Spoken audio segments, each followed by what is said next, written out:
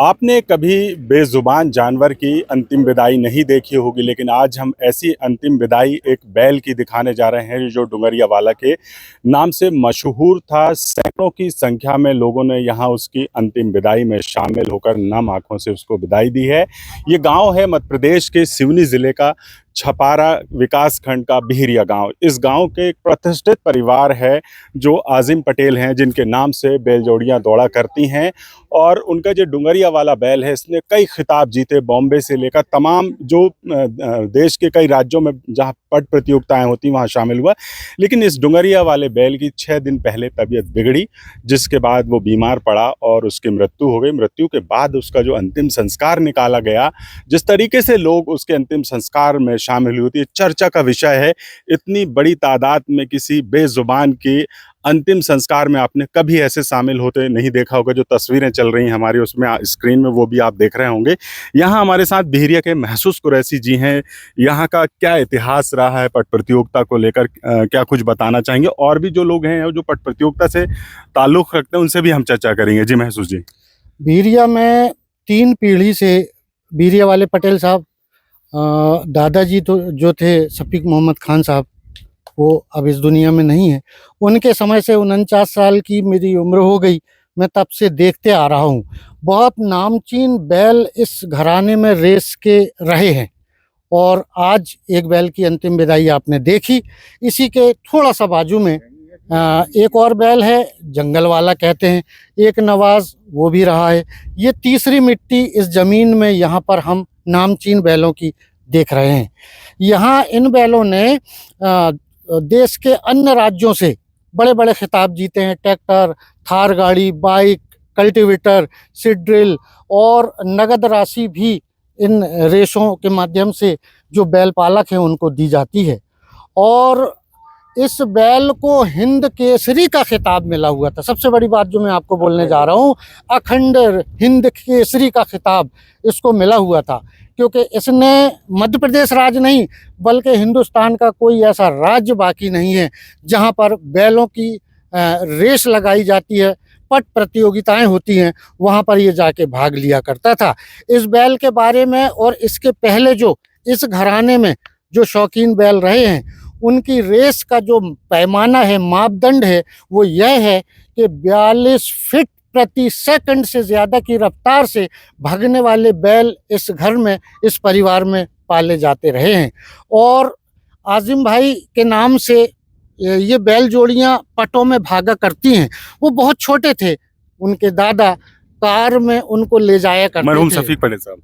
हाँ, मरहूम शफीक पटेल साहब, वो आजिम भाई को बहुत छोटे से कार में लेके जाते थे और आजिम पटेल बिहरिया के नाम से सारी पटों में बैल भागते रहे। और अभी भी, अब आजिम पटेल की उम्र लगभग, मैं ये मानता हूँ कि 30 साल प्लस हो गई होगी, तो तब से आज तक आजिम पटेल के नाम से ही बैल भाग रहे हैं।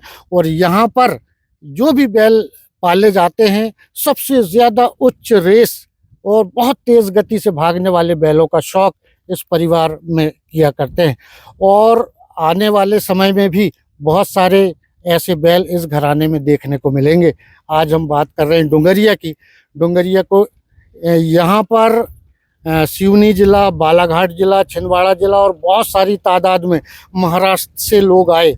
महाराष्ट्र राज्य में भी बहुत पट प्रेमी हैं, उन्होंने भी मैयत में शामिल हुआ और बड़े सिस्टम से इसकी विदाई दी गई, जैसे आदमी के उसमें होता है। शाम में, रात में 9-10 बजे के दरमियान बैल ख़त्म हुआ, तो उसके बाद रात भर जो पट प्रेमी थे, परिवार था, वो सोया नहीं। और अभी दिन का 2 बज रहा है, उसकी अंतिम विदाई देकर आपके सामने वो घर रवाना हुए हैं। तो ये बैल और इस घराने का इतिहास है। और आगे पटों में कैसे परफॉर्मेंस और कहाँ कहाँ वो जाता है, तो भैया साथ में जाते रहे हैं, आगे भैया बताएंगे। बिल्कुल। बघेल जी, क्या नाम है, परिचय अपना? और मेरा नाम सुरेश बघेल है जी। क्या रहा है डुंगरिया बैल का? और डुंगरिया जैसे कि 10 साल से दौड़ते आ रहा है, और जैसे ही आजिम पटेल साहब ने इसको खरीदे डुंगरिया से और उसका नाम ही डुंगरिया रख दिए, तो जैसे 10 साल से परफॉर्मेंस देते आया है, लेकिन सबसे अव्वल नंबर का ही परफॉर्मेंस रहा है इस जानवर का। और जैसा कि कहीं अच्छा बड़ा इनाम है, प्रतियोगिता बड़ी है और इसमें अगर इसका जोड़ा अच्छा सहयोग देने वाला मिल गया तो ये पहला इनाम तो किसी हद में नहीं छोड़ता था और बहुत जिद्दीला जानवर था। और ऐसा मानना है कि ऐसा जानवर अभी तक ना देखने में आया है और ना देखने मिलेगा या नहीं मिलेगा, ये तो भविष्य ही जान सकता है। लेकिन डुंगरिया जैसा जानवर मैंने अपनी ज़िंदगी में नहीं देखा हूँ। बिल्कुल बॉम्बे भी लेकर गए थे, क्या खिताब मिला था वहाँ? बॉम्बे में ऐसा है कि वहाँ पर 15 प्रतियोगिता, जो मतलब वहाँ बिंजोड़ प्रतियोगिता होती है, बिंजोड़ में 15 इनाम जीता था। लेकिन वहाँ पर पैसा रखते हैं प्राइज में, वहाँ 20 लाख, 50 लाख, 60 लाख, करोड़ रुपए ऐसे इनाम रहते हैं। लेकिन वहाँ अंदरूनी होता है वो, तो ये ओपन नहीं होता वहाँ इनाम। ये जानकारी क्लियर नहीं दी जा सकती कि वहाँ कितना पैसा जीता गया। बिल्कुल, आप भी यूट्यूबर हैं, तमाम प्रतियोगिताओं को जी। कवर करते हैं। नज़दीक में जाइए, परिचय के साथ बताइए क्या है? जी, मेरा नाम अक्षय कुमार खैरे है और मेरा किसान साथी अक्षय यूट्यूब चैनल है। मैं बालाघाट डिस्ट्रिक्ट से हूँ और मैं डोंगरिया का जो है एक ऐसा फैन हूँ जो जिस मैदान में अगर आसपास के मैदान में यदि डोंगरिया आता है तो वहाँ हम जाते थे। और इस बात का काफ़ी दुख है हमको कि आज हमारे बीच में डोंगरिया नहीं रहा। इस पूरी पटबर्री को डोंगरिया सूना करके चले गया। डोंगरिया की अगर बात की जाए तो उसने पिंपड़ गाँव में भी लोगों को अपना दीवाना बना दिया था। पिंपड़ गाँव में पहली बार उन्होंने पिंपड़ गाँव में भी ट्रैक्टर जीता और इसके पहले उन्होंने बालाघाट डिस्ट्रिक्ट में जो गौरी शंकर बिसेन है वहाँ के सांसद जो थे, उन्होंने पट प्रतियोगिता कराई थी। उस पट प्रतियोगिता में ट्रैक्टर जीत करके पहले नंबर का मानकरी बना था और न जाने इसने कई ऐसे खिताब जीते। और आज भी अगर बात की जाए डोंगरिया की तो इसकी दीवानगी इतनी है कि हर किसी को जैसे इस बात की सूचना मिली कि आज डोंगरिया हमारे बीच में नहीं रहा तो हर किसी की आंखें नम हो गई और उनको मतलब भावपूर्ण श्रद्धांजलि के जो मैसेज है पूरे सोशल मीडिया पे जितना भी पटबर्री है, जो भी बैलगाड़ा जगत है, आज हर किसी को इस बात का पता हुआ कि आज कौन सा जो मध्य प्रदेश का बैल है जो पटबर्री को सूना कर गया वो ये डोंगरिया है। और आज के बाद हमको इस बात का दुख है कि हमें पटबर्री में डोंगरिया नहीं दिखेगा, मगर जैसा कि डोंगरिया ग्रुप जो है वो हमेशा चलता रहेगा क्योंकि आधार स्तंभ के रूप में डोंगरिया को यहाँ माना जाएगा भाई। बिल्कुल, जैसे कि आधुनिक दौर है और इस आधुनिक दौर में भी बैलजोड़ी की जो आज के दौर में यहाँ देखने को मिल रहा है उसके प्रति अटूट प्रेम।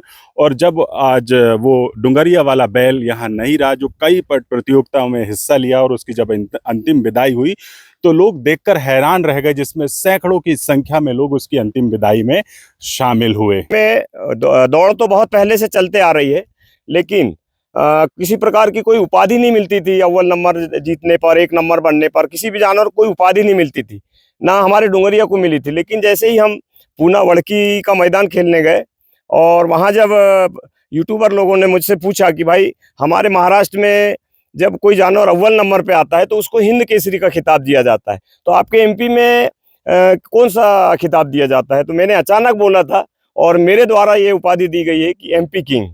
तो मैंने बोला था कि हमारे एमपी में एमपी किंग की उपाधि दी जाती है और ये डुंगरिया की वजह से ही मैंने ये एमपी किंग की उपाधि दिया। और एमपी किंग बना ही, लेकिन जैसे ही महाराष्ट्र गया तो हिंद केसरी बना। जब हिंद केसरी बना और जब बॉम्बे गया तो वहां पर जाके अखंड हिंद केसरी बना। और आज तक अखंड हिंद केसरी का खिताब दूसरे जानवर को नहीं मिला है। सिर्फ एक ही जानवर ऐसा है डुंगरिया जिसने अखंड हिंद केसरी का खिताब जीता है। तो ये थे हमारे साथ वो तमाम लोग जो डुंगरिया वाले बैल के चाहने वाले थे, जिसने पट प्रतियोगिताओं में कई खिताब जीते और उसकी अंतिम विदाई में शामिल हुए। उसको किस तरीके से खिताब मिला, क्या नाम मिला, वो तमाम जानकारियां उन्होंने हमारे साथ साझा की है। तो तमाम खबरों के लिए जुड़े रहिए आप HK न्यूज़ के साथ। अगर हमारा चैनल आपने सब्सक्राइब नहीं किया तो सब्सक्राइब कर लीजिए। यूट्यूब पर देख रहे हैं और फेसबुक पर देख रहे हैं तो उसको फॉलो ज़रूर करिएगा।